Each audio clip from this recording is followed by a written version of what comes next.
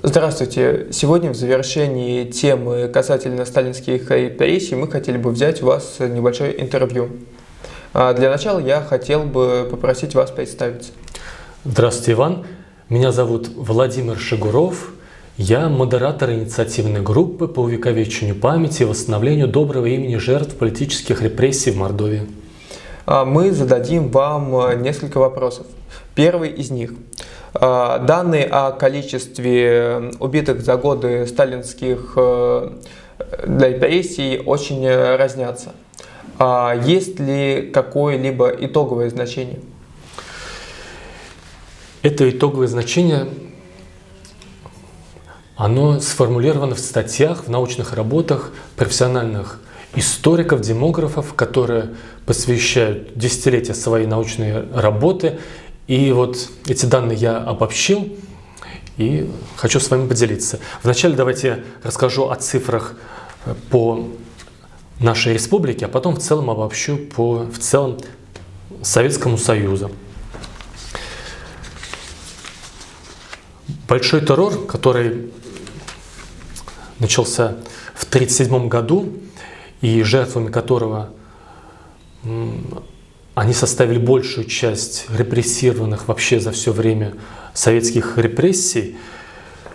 По этому большому террору, по главной операции этого большого террора, закону 20447, предполагалось вначале, что в Мордовии должно быть репрессировано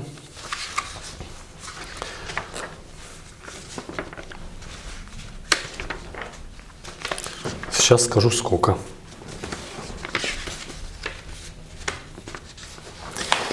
Вот.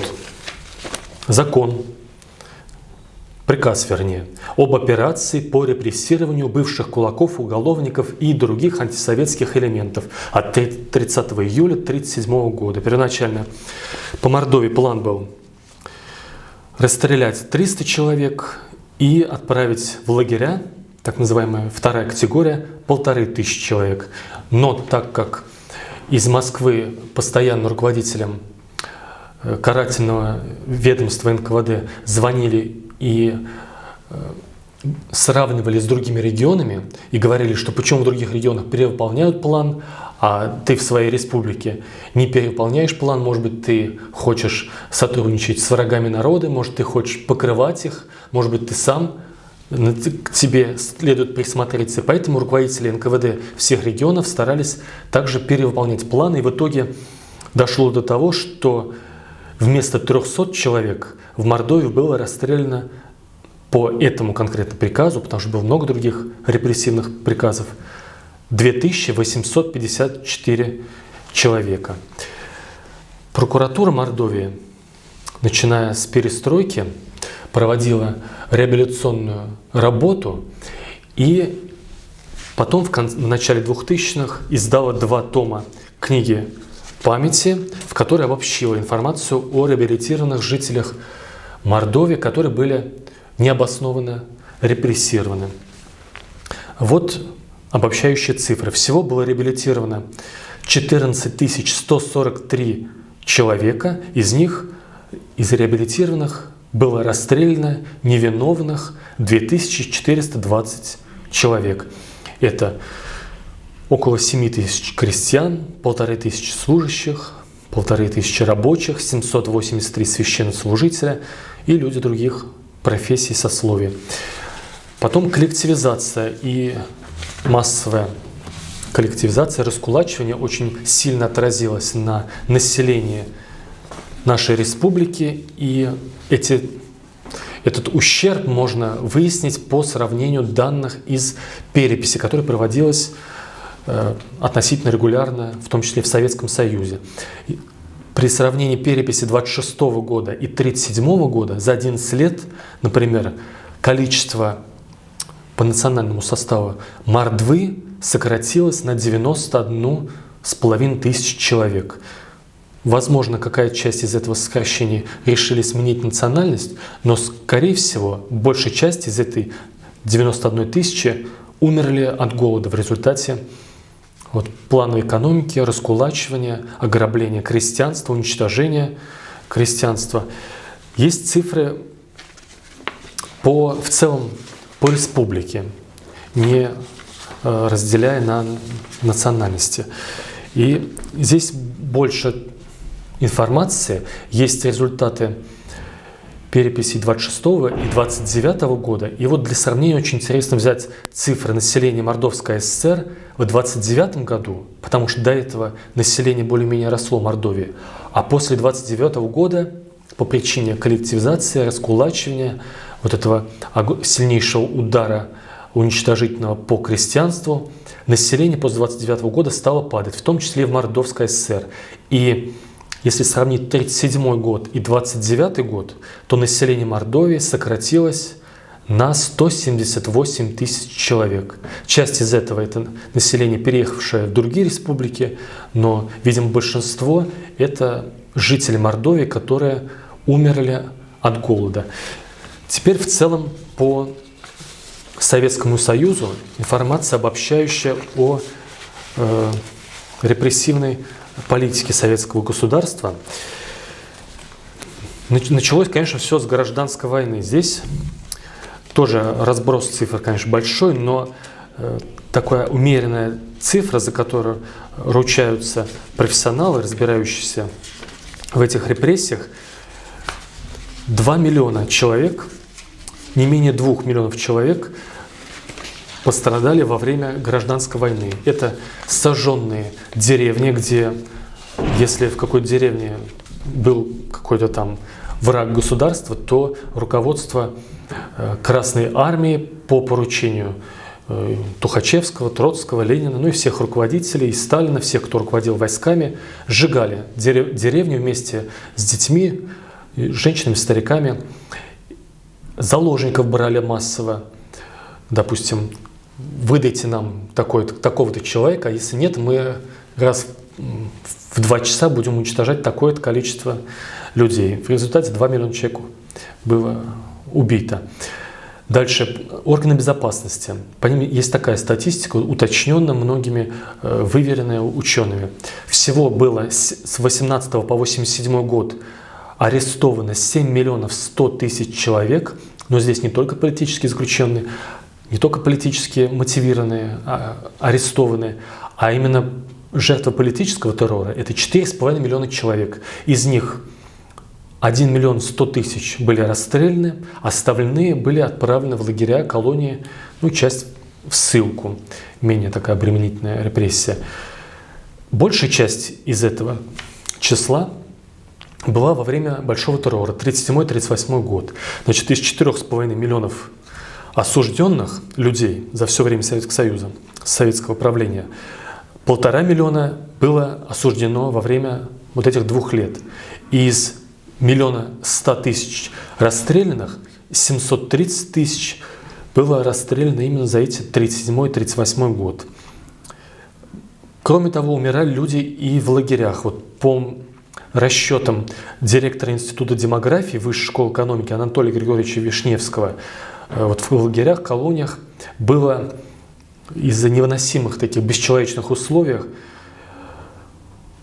умерли 1 760 000 человек. Кроме того, еще надо добавить 500 000 актированных. Это тех, кого за несколько месяцев до смерти освобождали, чтобы они не портили статистику. Еще несколько сот тысяч человек – это те, кто умерли до 30-го года в лагерях и колониях и тюрьмах, когда еще не существовало такого объединенного управления ГУЛАГ. Кроме того, были депортации. Лучший ученый в России в этой области – это Павел Маркович Полян. Он обобщил информацию с 2019 года. 6 миллионов человек было депортировано. 3 миллиона – это по национальным операциям, где депортировали людей по национальным меньшинствам. В частности, ну не сказать, что меньшинство, народы Советского Союза. 11 народов были полностью депортированы. Это немцы, поляки, калмыки, карачаевцы, балкарцы, ингуши, чеченцы, крымские татары, корейцы, греки, финны. И 48 народов были выселены частично.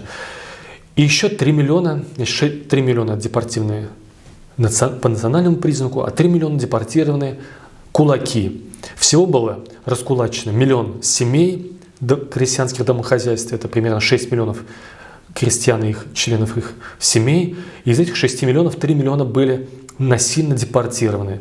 Из этих 3 миллионов депортированных 1 миллион умер в спецпоселениях при вот эти невыносимые условия доставки, где во время зимы шли эшелоны, не обогревались, людей днями не открывали вагоны, люди, в общем, умирали, и 1 миллион человек погиб. Кроме того, очень важная часть репрессий – это Голодомор. Цифра известна: 13,5 миллионов человек умерли от голода, 5 миллионов – начало 20-х годов, 7 миллионов – 32-33 год, в 46-47 году тоже был голод, потому что вывозили хлеб для того, чтобы помочь странам, которые были присоединены из Восточной Европы. И это было кормежка за счет того, что люди в своей собственной стране умирали от голода. Ну, еще, конечно, люди умирали во время Великой Отечественной войны, но эта цифра не входит. Люди, умершие от голода на территории Советского Союза, не входят в эти 13,5 миллионов. И последнее, что упомяну в этом длинном ответе на вопросе, это православные священнослужители и монашествующие. Они есть цифра, что в 2017 году было 146 тысяч человек, и вот за первые же 22 года было расстреляно 120 тысяч человек. И из них большинство было расстреляно в 1937-1938 годах. В 1937 арестовано 137 тысяч православных священных церковнослужителей, расстреляно 85 300. В 1938 году арестовано 28 300, расстреляно 21 500, ну и так далее. Кстати, есть даже цифра по репрессированным поэтам и писателям. Около 2000 человек было. Вот мы знаем, сколько у нас в Мордовии поэтов и писателей, там, может, десятки человек, а вы представьте, 2000 человек во всей стране. Это как была уничтожена, получается, не только религия, но и уничтожена культура российская, ну и советская. Спасибо, очень подробный, развернутый ответ на вопрос. А что именно вас подтолкнуло заняться деятельностью по увековечиванию, сохранению памяти о репрессированных? Много всего, конечно, направило, вдохновило и сосредоточило на этой теме. Но, наверное, одно из главных то, что любил читать биографии ученых великих и обратил внимание при изучении их биографий то, что практически все ученые нашей страны, которые прославили науку нашей страны, которой мы до сих пор гордимся, они пострадали от политических репрессий, их сажали в тюрьмы, расстреливали. Кому-то повезло, просто вставляли палки в колеса, запрещали заниматься какими-то видами науки, и тем погубили вот этот расцвет науки, ну и культуры, который шел, начиная вот с начала 20 века, еще до советской власти. Но когда пришли большевики, еще лет 20-е годы культура и наука по инерции развивалась, но потом вот сталинской бюрократической такой власти им успешно удалось уничтожить этот научный прорыв, и в живых остались, по сути, только те ученые, которые занимались артиллерией, там, авиацией, ядерной бомбой, и только благодаря ним сегодня еще остались вот эта научная школа в области математики, физики, а в другие области науки были беспощадно, так антикультурно, мракобесно уничтожены под разными идеологическими, коммунистическими, такими дремучими антинаучными предлогами. И из сопереживания вот к этому типу людей мне захотелось углубиться. Я читал воспоминания этих людей, обобщал у себя в голове, менял свое мировоззрение, которое тоже, естественно, в подростковом студенческом возрасте было как бы необразованным, непросвещенным, непрогрессивным. И продолжаю читать на эту тему мне она кажется очень важной для развития нашего общества и в целом для развития каждой личности. Спасибо. И подводя итог нашему с вами интервью, скажите, пожалуйста, какие сейчас на данный момент у вас есть результаты по вашей деятельности? Наверное, главный результат моей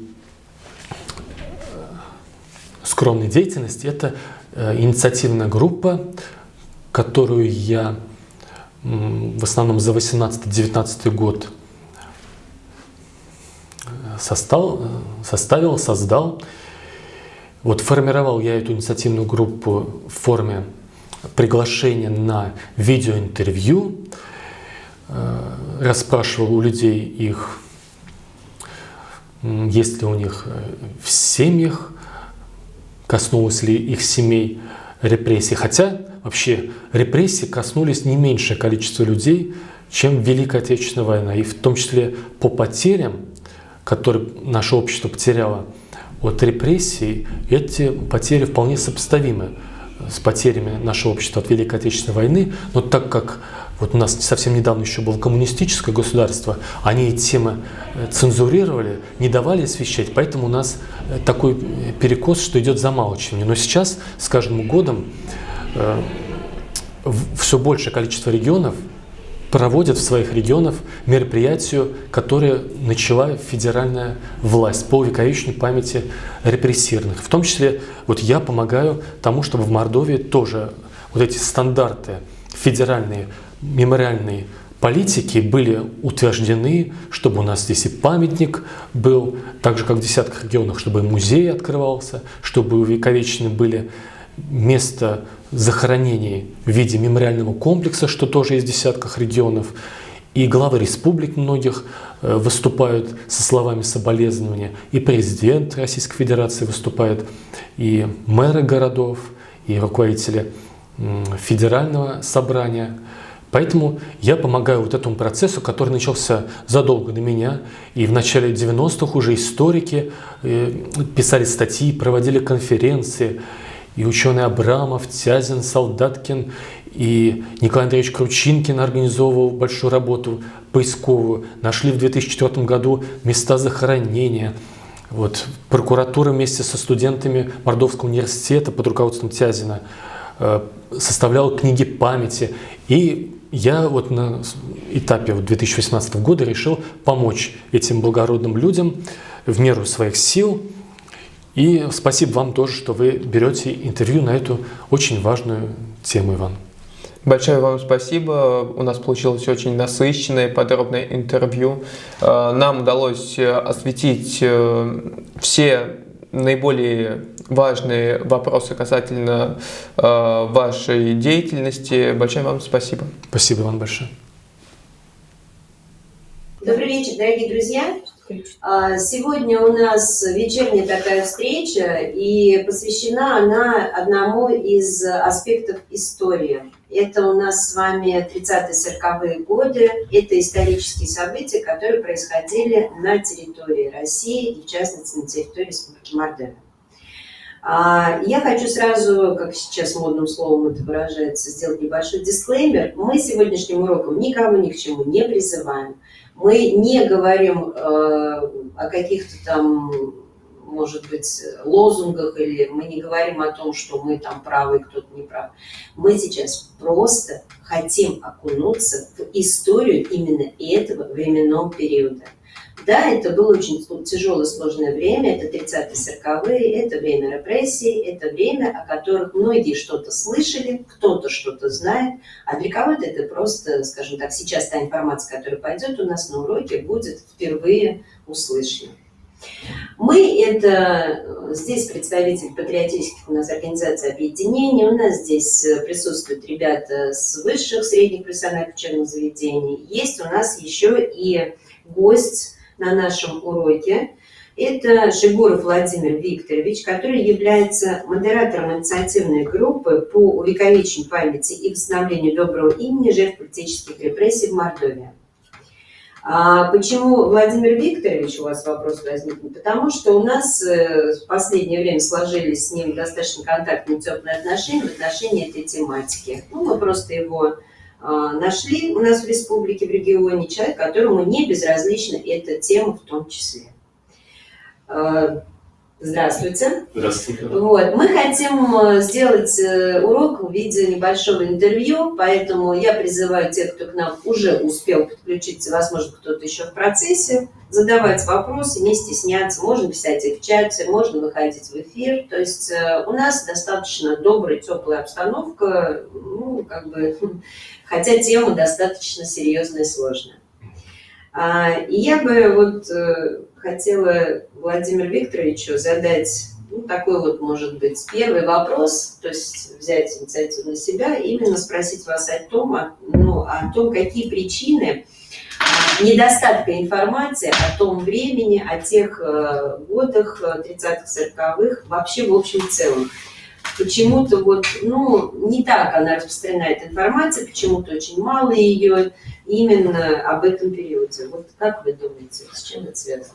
Да, мне кажется, 5 главных таких причин этой проблемы. Если коротко, это советская цензура, государственная дезинформация, подписка о неразглашении, которую давали, которую оформляли органы государственной безопасности, террор коммунистический и стыд. И вот я сейчас докажу. По цензуре. В 25 году Главное управление по делам литературы и издательств СССР «Главлит» издал первый сводный перечень сведений, составляющих государственную тайну и не подлежащих распространению. И вот там Главлит пишет, что запрещается допускать к печати сведения о санитарном состоянии мест заключения, о количестве политических преступлений, о количестве решений суда с применением высшей меры наказания. То есть запрещено. Потом по поводу дезинформации. Правительство Российской Федерации в 2015 году издало распоряжение, в котором как раз описало, каким способом государство вводило в заблуждение родственников, например, расстрелянных. Когда начался большой террор, родные приходили, спрашивали, где их родные, и с 1939 по 1945 год родственников обманывали, что якобы их родные осуждены на 10 лет в лагерей без права переписки. С 1945 по 1955 год устно сообщали родственникам, что расстрелянные якобы умерли от болезней в лагерях.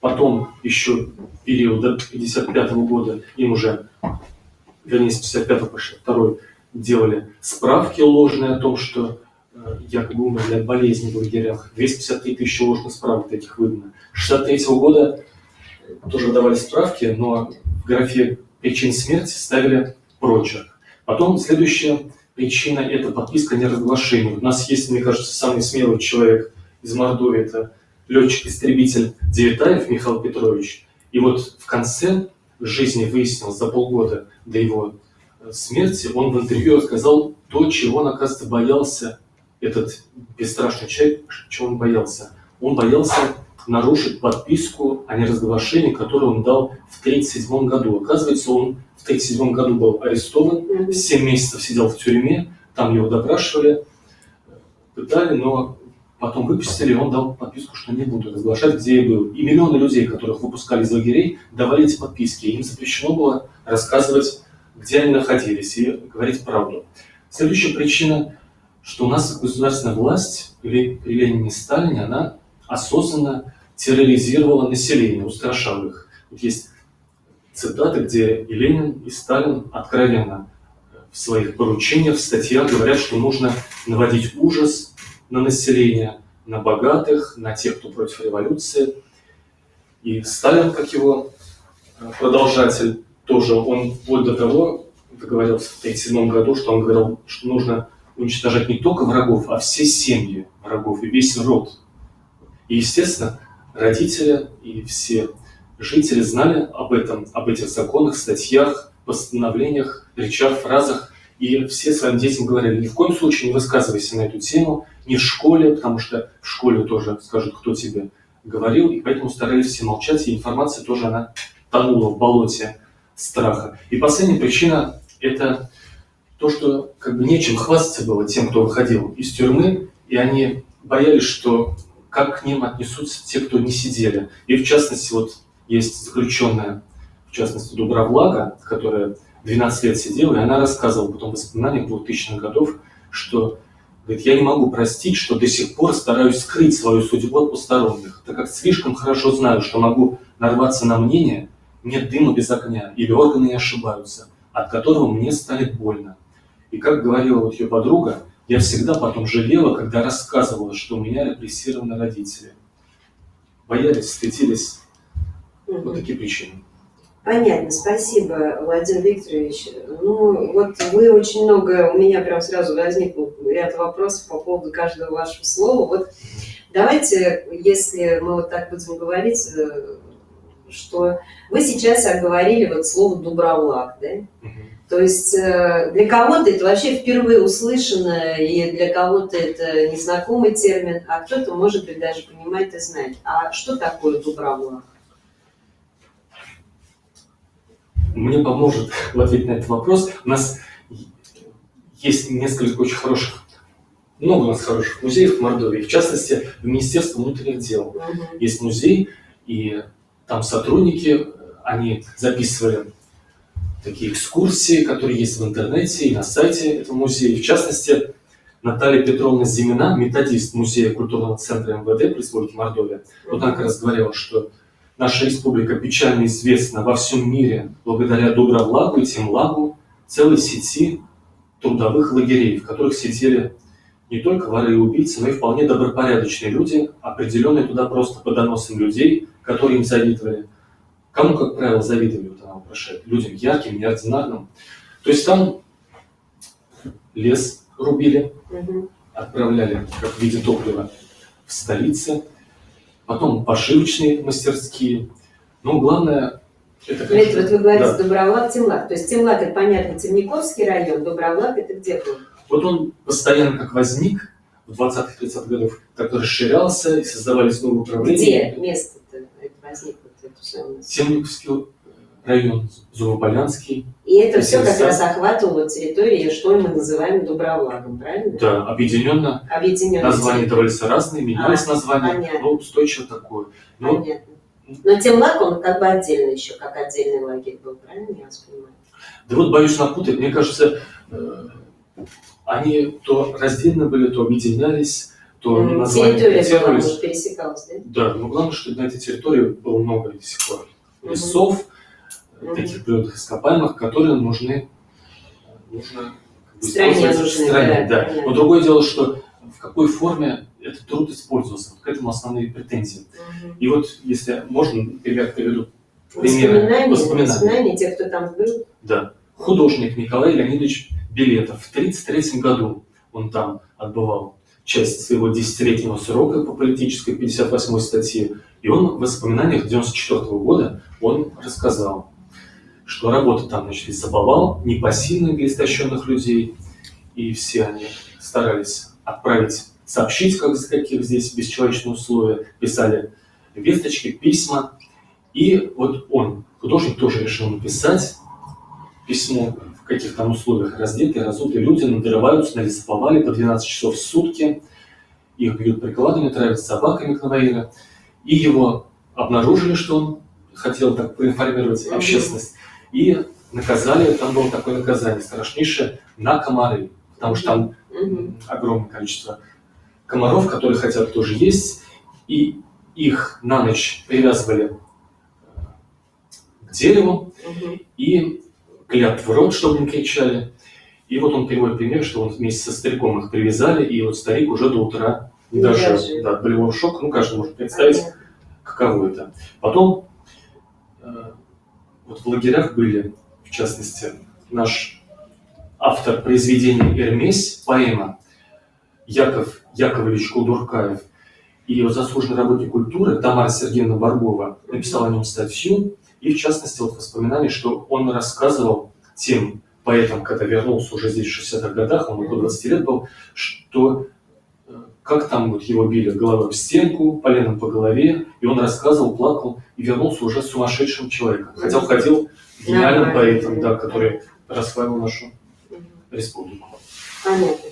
А мы сейчас вот коснулись районов, вот тогда, если в продолжении вопроса, в Саранске, да? Нам вот с вами известно, есть такое, скажем, заведение было тогда, Саранская тюрьма. Расскажите нам, пожалуйста, вообще, что это, где она здесь вообще находилась и как бы, ну, как она существовала? Она находилась в центре Саранска, столицы республики. Есть Советская площадь, широкая, огромная площадь. А раньше на этом месте был квартал тюремный, там находилась и наркомат внутренних дел, и милиция, прокуратура, и суд. Они все там очень компактно решали вопросы, и в том числе там несколько зданий тюремных, в которых происходило предварительное заключение, потом направляли людей в лагеря. И тоже, вот, если разрешите, я приведу примеры. Вот, например, тоже школьникам, которые нас слышат, хочу тоже призвать сохранять исторические памятники, которые у нас еще в Молдове остались, в том числе и здания исторические. И, в частности, в Краснослободске было духовное училище, и здание до сих пор сейчас думают, как его эффективно использовать для блага людей, там, для пожилых людей, для бездомных. И там было Краснослободское духовное училище, которое в 2014 году окончил Михаил Петрович Френовский. Этот человек в 30-х годах карьерно дорос до того, что стал вторым человеком в НКВД, был первым заместителем наркома внутренних дел СССР, начальником Главного управления государственной безопасности НКВД СССР. И он был, по сути, главным организатором большого террора, вот наш земляк. И он в 1937 году общался с начальником управления НКВД по Западно-Сибирскому краю Мироновым и интересную вещь ему сказал, а тот рассказал жене, и жена уже в 70-х годах оставила воспоминания. Он говорит, Френовский, зам наркома НКВД, что как-то Сталин вызвал меня и говорит, ну, как дела? Это органов госбезопасности. И Френовский говорит, что я набрал смелости и говорю, все хорошо, Иосиф Виссарионович, только не слишком ли много крови? И Сталин усмехнулся, подошел и говорит, ничего, партия все возьмет на себя. Но потом выяснил, что коммунистическая партия все сваливала на органы безопасности. Сначала на Егоду, на Ежова, на Берию, на Серова, Семичастного. А в реальности органы безопасности всего лишь выполняли поручения руководящей партии. И правительство, и они просто были исполнители в меру своей как бы, испорченности и эффективности, а все-таки организатором репрессий была партия, правительство. Ну, сейчас это уже как бы не оспаривается и руководством органов безопасности, что да, были тогда карьеристы в органах, они исполняли эти преступные поручения. Но на самом деле был организатором Ленина Сталин. Вот Сталин пишет в 1937 году Ежову, руководителю органов безопасности. Очень важно, нужно пройтись по Удмуртской, Марийской, Чувашской, Мордовской республикам, пройтись метлой. То есть он к людям как к мусору относился, Сталин, получается. А вот по поводу тюрьмы у нас есть воспоминания нескольких людей, которые находились в этой саранской тюрьме, ждали приговора. Кто-то не дождался, кого-то и расстреливали в подвале этой тюрьмы. И вот приведу пример вот одного из тех, кто там находился. Это директор Мордовского НИИ языка, научно-исследовательского института языка, литературы и этнографии. Он в 1935-1936 году был. Он, кстати, организатор учреждения в Мордовии природного заповедника имени Смедовича. И в том числе около 20 лет он потом в ГУЛАГе был. И вот он рассказывает, как он находился. Каждый день наблюдал, как сотни людей привозили в Саратовскую тюрьму, увозили. Приходили люди, и старики, и молодежь, и в национальных костюмах люди там были. Вот он рассказывает, как его начали допрашивать. Поместили в камеру, в ней стояли стол, скамейка и кровать, приваленные к полу. Мыши и крысы безбоязненно бегали по столу по спящим арестантам. Чтобы как бы, не пугать, не сравнивать зрителей, да, и психику, кто захочет, в интернете опубликованы эти воспоминания Иллариона Сибиряка, и я в том числе. Ну, он вот рассказывает, какими способами доводили до признания. Естественно, нет человека на земле, ну, конечно, такие находились, которые могли бы выдержать такие пытки, избиения многомесячные. И, естественно, все признавались. Тем, кто признавались, им давали протокол, чтобы они подписывали обвинения ложные на других людей, тех тоже арестовывали, такими же методами заставляли признаваться. И вот он вопрошает, это уже в 70-м году он оставил воспоминания, что тюрьма была переполнена. Я не знал, что существует столько врагов народа, сколько я увидел в саранской тюрьме. Откуда столько набралось врагов в нашей маленькой Мордовии? Счет им шел на многие тысячи. Не буду опять же.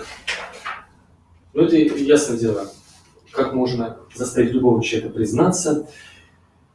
В частности, ему повезло, что в его камеру попал человек, который как раз из одного из подвалов. Вообще это здание, вот на Советской площади, это были купеческие склады, там были торговые помещения, там были гостиницы, очень качественно все сделано. И один из подвалов был переоборудован под расстрельную камеру, чтобы не было слышно.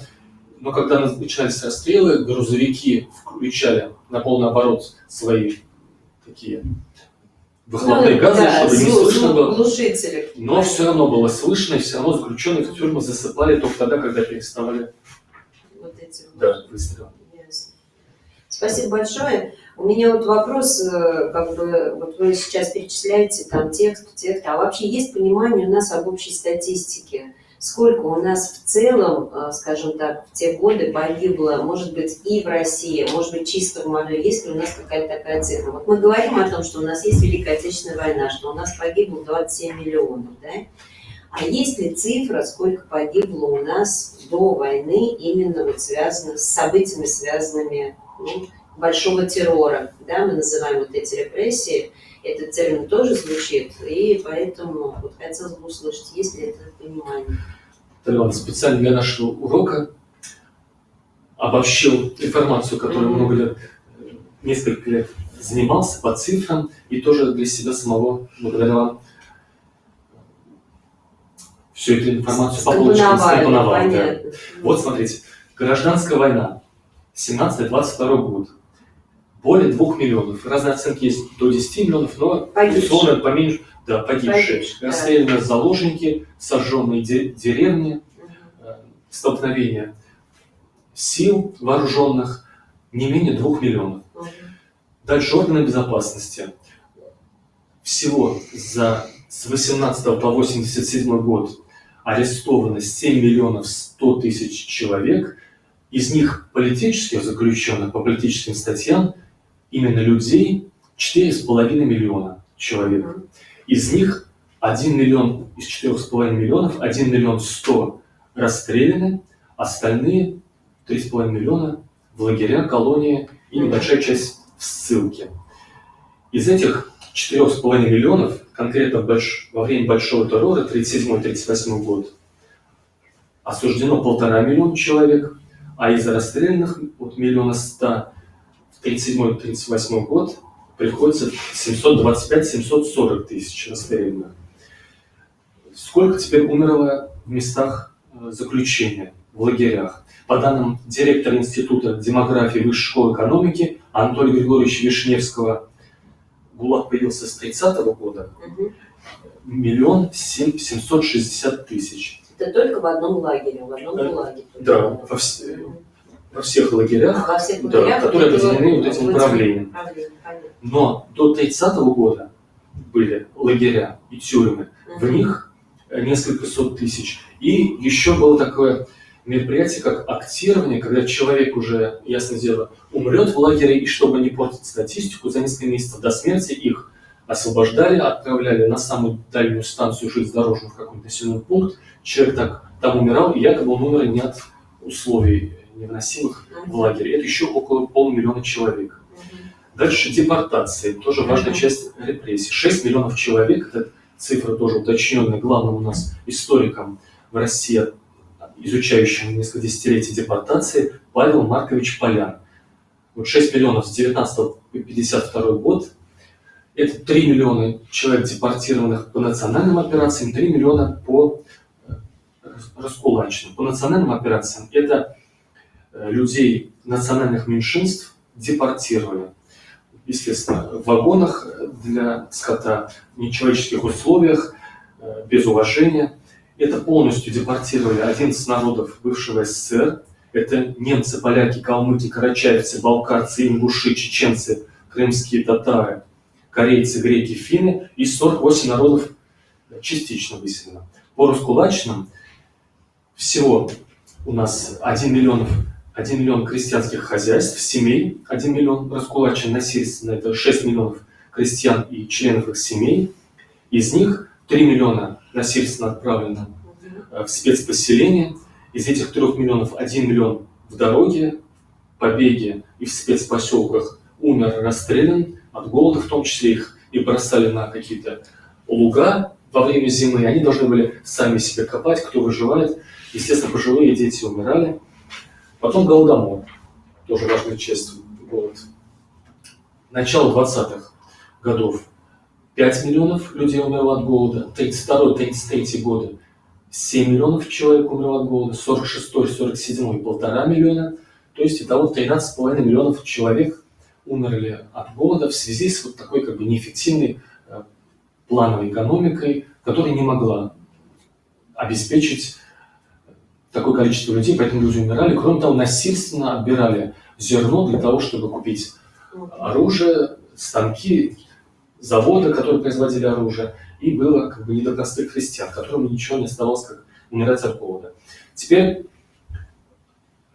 православные священнослужители, монашествующие. Тоже в 17 году было 146 тысяч таковых. За первые 22 года расстреляно 120 тысяч священников. Из этих 120 тысяч большая часть это большой террор при Сталине в 1937-1938 годах.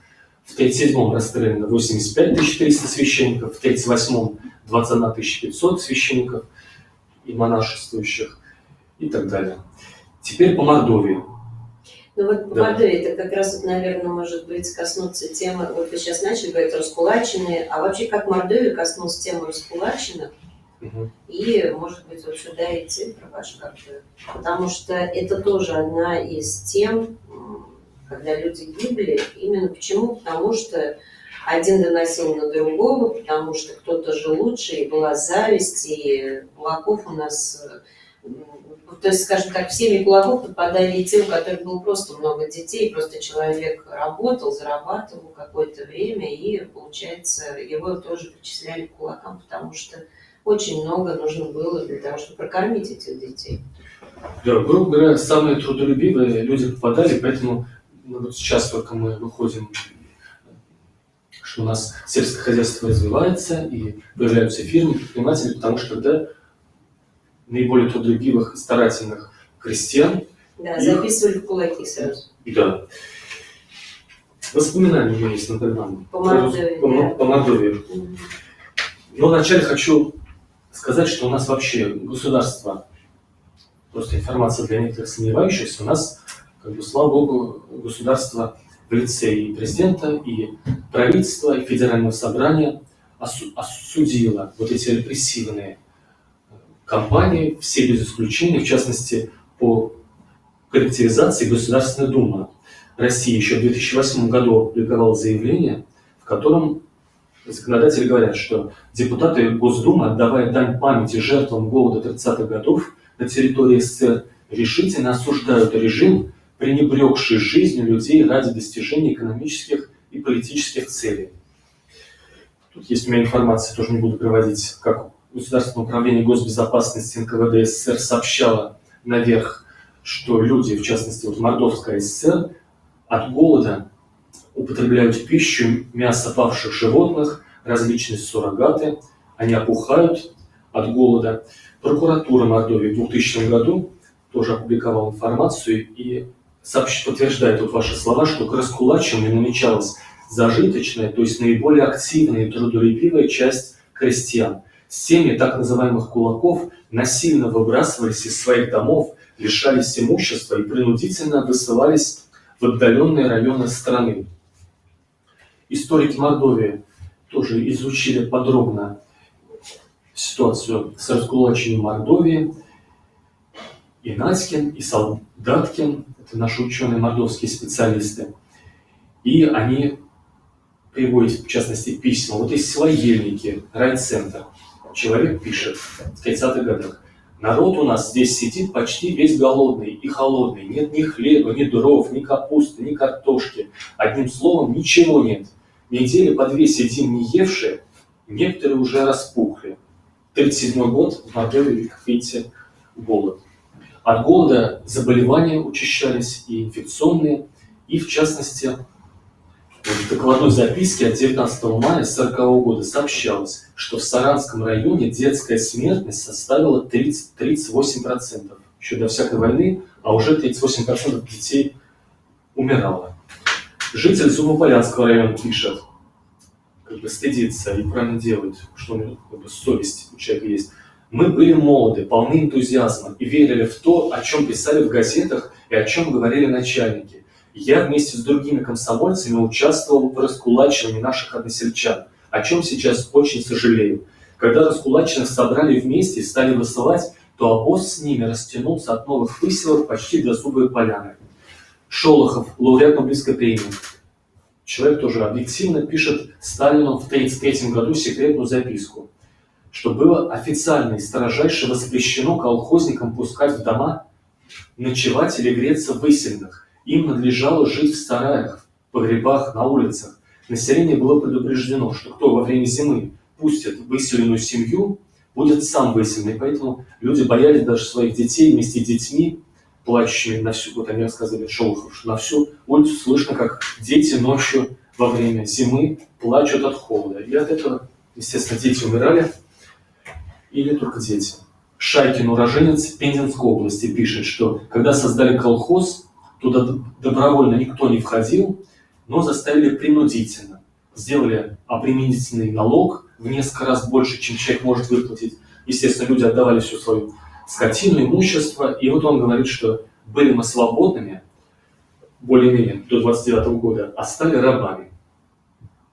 Вот есть воспоминания и 1937 года, и других годов, и 46-го, где пишут своим родным, сыновьям, мужьям, что вот прощаюсь, что будешь искать новую жену, потому что мы здесь просто умираем от голода. И статистика показывает, как отразилось раскулачивание на, в частности, Мордовию. Есть данные о переписях населения 26 года и 37 года.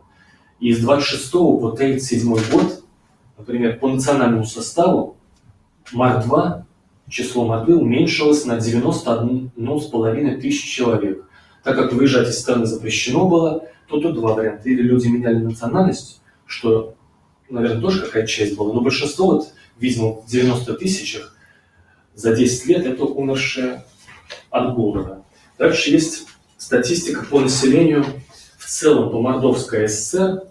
И здесь есть по разным годам, но вот наиболее показательным, допустим, цифра 29 года и 37 года. До 29 года население более-менее росло, несмотря на репрессивные кампании и красный террор и так далее.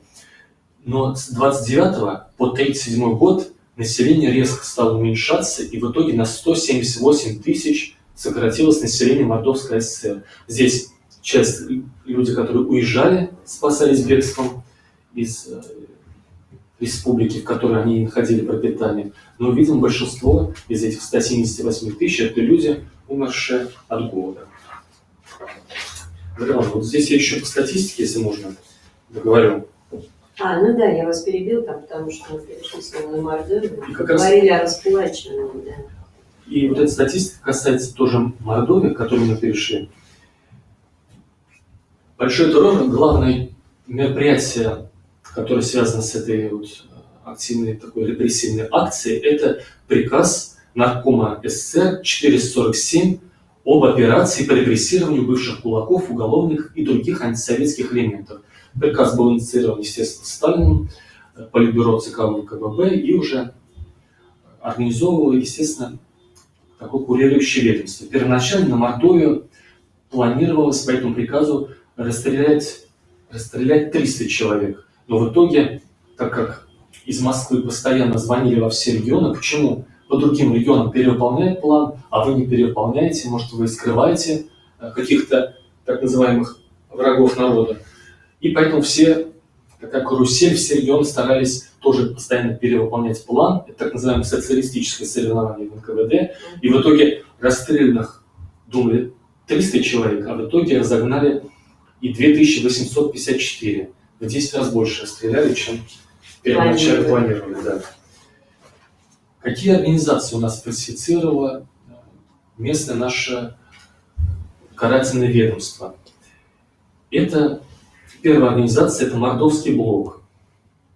Такое длинное название: право-троцкистское, буржуазно-националистическое, террористическое, еще вредительское их называли, обвиняли, что они хотят взрывать, шпионят, организовывают восстания, диверсии, хотят убить и Сталина, и других руководящих лиц. По этой вымышленной организации было приговорено к расстрелу, расстреляно 70 человек, расстреляли как раз на Советской площади Саранска в подвале. Этот подвал до сих пор находится под асфальтовым покрытием Советской площади. Жен этих людей тоже репрессировали, отправляли в лагеря жен врагов народа, детей отправляли в детские дома. Причем, как отправляли в детские дома? Если два брата, допустим, или сестра-брат, специально было поручение: нельзя отдавать в один детский дом, нужно отдавать одному. И если человек младенец, им искусственно меняли имена, чтобы человек никогда уже не нашел своих этих так называемых врагов народа. Сейчас мы знаем, что не было ни одного врага народа. Это было вымышленное оскорбление людей, и людей признавали враждебными людьми второго сорта, их уничтожали, их семьи репрессировали. Сейчас, слава богу, государство признало, что не существовало врагов народа. Это были невиновные люди. И прокуратура Мордовии, и России, и суд признал, что это были невиновные люди. Оклеветанные, оболганные, репрессированные незаконно. Потом еще организация у нас Евгений Николаевич Тязин, лучший юрист, занимающийся этой проблемой, который как раз курировал студентов, которые помогали создавать книги памяти. Он еще упоминает организацию «Идель-Урал». Там в основном репрессировали людей татарской национальности в Мордовии за то, что они дружили, не хотели отказываться от своей татарской культуры. Их за это репрессировали, расстреляли. 135 человек расстреляны. В начале, в 1938 году, через полгода еще один человек расстрелян. Скорее всего, эти люди по этим двум организациям находятся в месте, о котором мы позднее расскажем. Вот, Наталья. Понятно.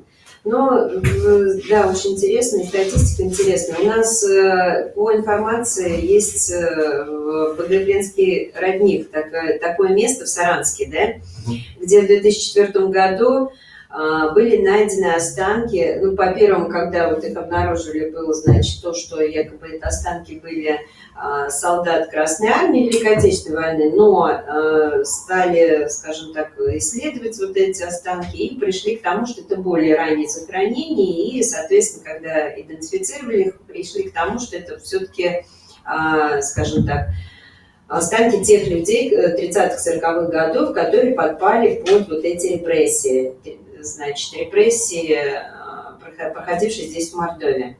Что вам известно, может быть, вы как-то коснулись этой тематики, я так понимаю, что, может быть, вы, были причастны к этой истории, потому что поисковики отыскали, и все с Николаем Андреевичем там совместно было проведено, вот эта вся работа исследовательская, утверждающая.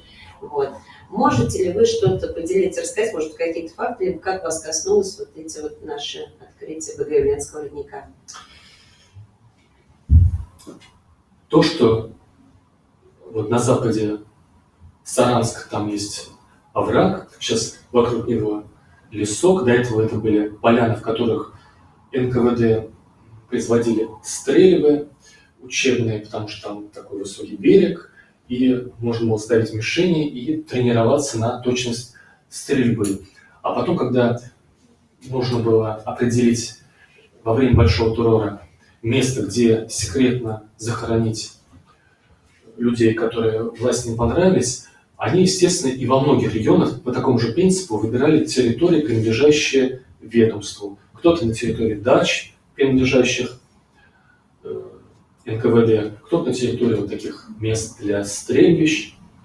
У нас выбрали вот эти поляны. И есть косвенные доказательства того, что там именно захоронены были люди, убитые во время Большого террора. Это политически репрессированные граждане советские. Это подтверждает, во-первых, Министерство внутренних дел Республики Мордовия в лице заместителя министра было подтверждено, что там именно находятся репрессированные, там даже установили памятный знак, посвященный одному из руководителей НКВД. И Владислав Александрович Толкунов, полковник, тогда он был полковник полиции, потом он пошел на повышение, он был замминистра внутренних дел Мордовии, он там выступал в 2016 году и как раз сказал, что страшными страницами в истории России стали политические репрессии, сегодня напоминающие о себе сотнями архивных дел. Мордовия потеряла многих представителей интеллигенции, ученых, партийных деятелей. Он именно выступал на этой территории, и он подтвердил, что МВД считает, что там захоронены репрессированные. Прокуратура Мордовии подтверждает, что там именно репрессированные по политическим статьям. Ответственный человек от прокуратуры, который руководил составлением книги «Память жертв политических репрессий», это был двухтомник в 2000-2004 годах, Федор Павлович Сараев. Он был руководителем группы прокуратуры по надзору за исполнением законов о федеральной безопасности и межнациональных отношениях. Он тоже в интервью говорил, что мы болезненно относимся к вопросу репрессированных. Через наши руки прошли 20 тысяч подобных дел. Все эти люди сегодня полностью реабилитированы. Поэтому меня волнует судьба найденного захоронения как раз у Погребенского родника. Он рассказывает, что он в других регионах видел памятники жертвам репрессий на таких местах. И он говорит, я считаю, что в Саранске мы тоже должны увековечить найденное захоронение. Потом православная церковь установила около этих мест захоронений, там всего 7 расстрельных ям, ориентировочно 700 человек, по мнению историков и поисковиков, что там захоронено в безобразном, беспорядочном порядке. Сами можете представить, что копают яму и туда сбрасывают расстрелянных, кто вверх ногами, кто как. Конечно, это мы ожидаем, что все это будет перезахоронение, определение их личностей. Так вот, православная церковь установила крест поминальный, такой красивый, и там часовня тоже. И в интервью священнослужители считают, что именно там захоронены. Родственники репрессированных тоже считают, те, с которыми я общался, что именно там захоронено. Один из них, внук расстрелянного саранского священника, установил там крест, там табличку прикрепил. Теперь по цифрам, сколько человек вообще в Мордовии, конкретно по книге памяти, было реабилитировано прокуратурой Республики Мордовия при помощи студентов Мордовского университета. Таблицы у нас есть, они опубликованы в том числе в интернете. 14 143 реабилитированных человека, из них 2420 расстрелянных. Из них вот 700 человек находятся закопаны там у Погребенского родника.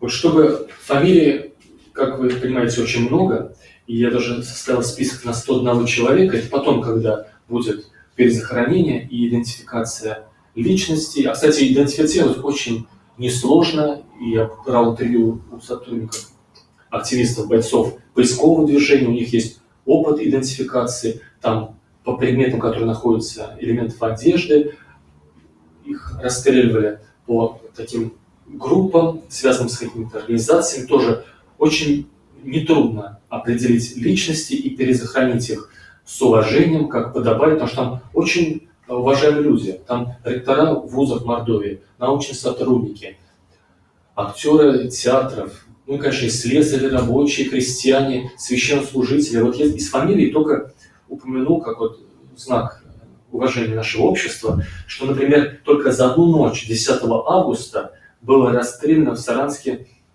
как минимум 8 священнослужителей, из которых уже 7 причислены к лику новомучеников. Давайте упомянем их в знак уважения. Елена Васильевна Асташкина, Арифий Петрович Еремкин, Анастасия Леонтьевна Камаева, Иван Васильевич Мелешкин, Мавра Васильевна Моисеева, Иван Ильич Сельманов, Александр Петрович Тресвятский, Василий Егорович Ирикаев. Видимо, эти люди тоже находятся закопаны там у Погребенского родника, и в ближайшие годы мы надеемся, что когда у нас выправится ситуация с финансами в республике, тоже какое-то количество десятков миллионов посвятим на то, что проявим уважение к таким уважаемым людям, которые прощали грехи жителям Мордовии, которые создавали промышленность Мордовии, создавали газеты Мордовии, учреждения культуры, создавали саму нашу республику. Без них эти люди участвовали в учреждении нашей республики. Возможно, что без этих людей, которые расстреляны, лежат там в этих ямах, не было бы нашей республики. Мы бы, конечно, были часть другой республики, это тоже хорошо, но все равно мы, наверное, должны потратить какое-то количество десятков миллионов из бюджета республики на то, чтобы их проявить к ним уважение. Иван, а можно у нас инициативная группа, вот как я представляю, и у нас вот есть ряд пожеланий, которые реализованы во многих республиках и регионах России. Вот, во-первых, хочу сказать, что у нас глава республики Артем Алексеевич Сдунов, о нем такая положительная информация есть. Мы, конечно, уже много и сами хорошего можем знать и об управлении финансовой ситуации в регионе, и оживлении экономики и так далее, и наведении порядка. Но вот, например, в Дагестане тоже вот типа нас такие были инициативники, которые выдвигали инициативы по увековечению памяти репрессированных и предлагали организовать в центре Махачкалы памятник жертвам политических репрессий. Много лет они бились, и не удавалось им реализовать эту идею. И только когда главой правительства был назначен Артем Алексеевич Сдунов, он смог найти в бюджете Дагестана вот, несколько десятков миллионов, или даже меньше 10 миллионов, на то, чтобы провести конкурс, создать памятник. И вот сейчас, благодаря ему, кстати, благодарны вот эти люди инициативные, стоит в центре Махачкалы памятник жертвам политических репрессий. И мы вот надеемся, что сейчас со временем тоже будут реализовываться наши пожелания. Вот он как пришел в главу республики, сразу через полгода выделил средства, и еще одно металлическое ограждение было установлено на одной из 7 мест захоронения. Вот вы говорите, еще одно металлическое ограждение еще не доделано, но тоже, я думаю, это в будущем все будет. Прошел год, и грант выигран. Конечно, спасибо вам, ваша инициатива, но тоже в рамках этой общей такого благоприятствования со стороны администрации главы республики. И вот мы еще адресуем и просим, еще у нас есть пожелания, которые, может быть, со временем тоже будут реализованы. Мы будем очень благодарны. У нас вообще в инициативной группе 60 человек. Это где-то за 2 года мне удалось собрать. Я дальше не собирал, не беспокоил людей. Но я думаю, эта инерция бы, она сохранялась. Просто 60 человек уже достаточно. Там ученые, врачи, ответственные люди, поисковики, преподаватели, деятели культуры. Вот наше пожелание. Заложить благородную традицию ежегодного выступления главы республики в общенациональный день памяти жертв политических репрессий 30 октября на ежегодном поминальном мероприятии, чтобы он, вот, как он много таких памятных мемориальных дат он выступает на сайте главы администрации, есть его выступление, чтобы он, вот, возможно, тоже выражал слова соболезнования жертвам политических репрессий и их семьям. Следующее пожелание – организовать Республиканский музей памяти жертв политических репрессий в Мордовии, подобный одноименным музеям в других субъектах. Кстати, вот со словами соболезнования тоже в некоторых регионах выступают. И тоже наша республика, пусть она лидирует как и в других сферах, так и в мемориальной политике, тоже мы будем лидировать в этом уважении к нашим репрессированным землякам. Это будет объединять наше общество, и это будет идти в рамках федеральной политики нашего президента. Следующее пожелание – установить рядом с Советской площадью Саранска памятник жертвам политических репрессий Мордовии. Там есть квартал мемориальный, и памятник героям Первой мировой войны, и памятник патриарху Никону, и мемориал воинской славы, и сама площадь Победы называется, и там кафедральный собор святого воина Федора Ушакова. И очень хорошо там смотрелось бы, на месте там есть спортивная клумба в форме футбольного мяча, очень хорошо бы там к месту был вот этот памятник жертвам политических репрессий. Следующее пожелание – ходатайствовать перед архивными подразделениями компетентных правоохранительных ведомств и специальных служб в вопросе обнародования географически точного расположения на территории Мордовии всех рассекреченных мест массового захоронения. У нас такие есть места в Зубово-Полянском районе, около села Сосновка, есть захоронение, где тоже в 5 рядов люди захоронены. В Ардатове есть такое захоронение около Чуфаровского монастыря, в Саранске как минимум одно, вот это Гаврилинского родника. И еще есть место Мордовия. Информация уже она рассекречена, но до сих пор вот, органы безопасности или неизвестно, или пока не афишируют информацию. Последнее пожелание: возвести мемориальный комплекс жертвам политических репрессий. Тоже десятки уже таких комплексов в России есть. На месте обнаруженных в 2004 году массовых захоронений расстрелянных земляков у Богоявленского родника. Это ручей Ирефлей, как бы по-мордовски называется. А можно я еще расскажу вот юридическую сторону, формальную, которая тоже для порядка. Вообще мы говорим о политических репрессиях, а что у нас законодатель, Государственная Дума считает, что относится к политическим репрессиям? Это статья 1 закона о реабилитации жертв политических репрессий от 1991 года закон.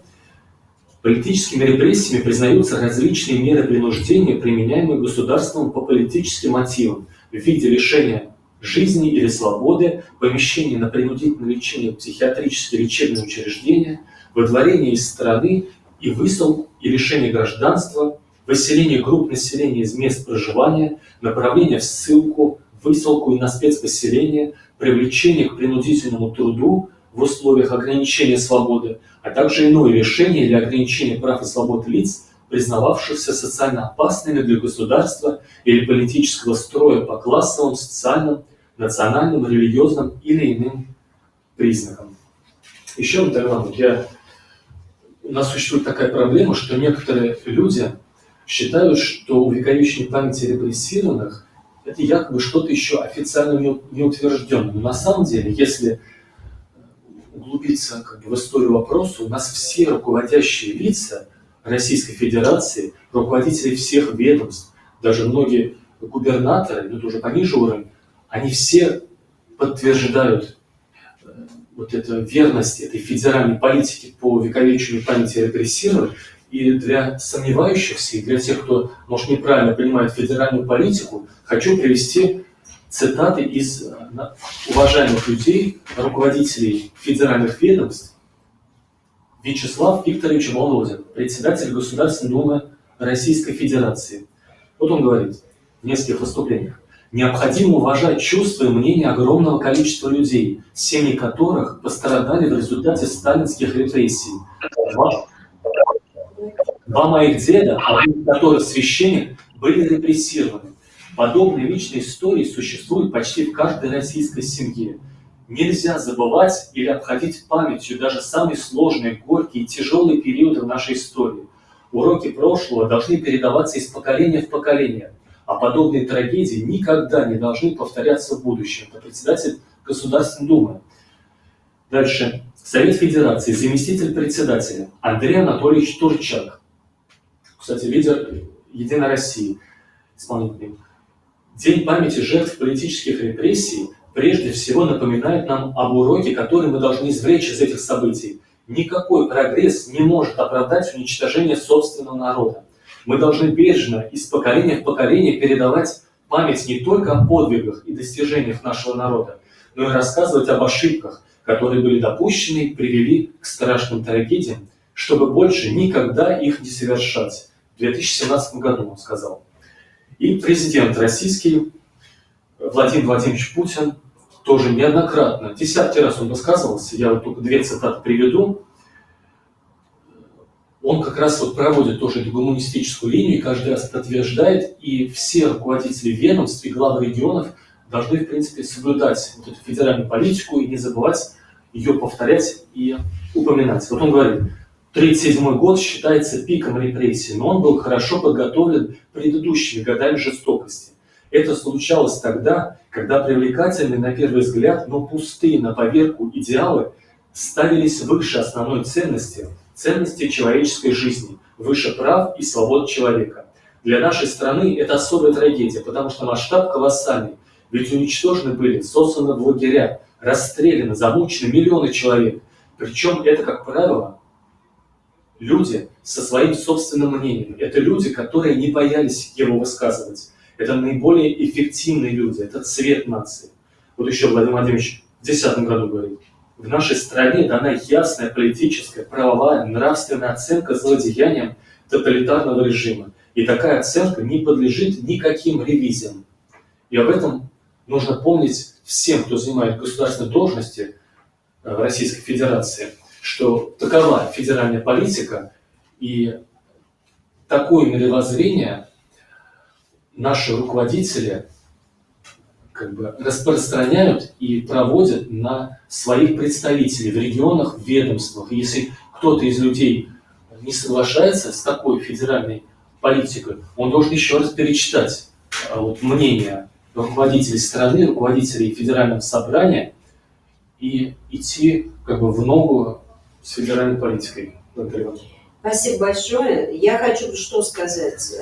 Я хочу поблагодарить вас, Владимир Викторович, а нашим друзьям, коллегам, кто нас смотрит, сказать, что у нас присутствовал сегодня на нашем уроке памяти, посвященном жертвам политических репрессий, человек, который, скажем так, до боли души проникся этой тематикой.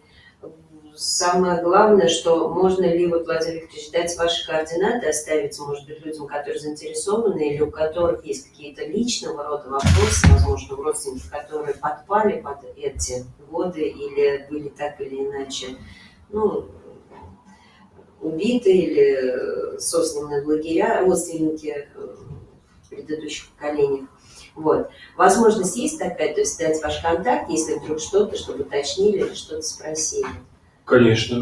Владимир Викторович у нас вообще работает педагогом, преподавателем, то есть, прошу прощения, сотрудником Мордовского государственного университета, но так как является модератором инициативной группы, он будет рад искренне ответить на любые ваши вопросы, и, собственно говоря, к нему можно обратиться в удобное для него время.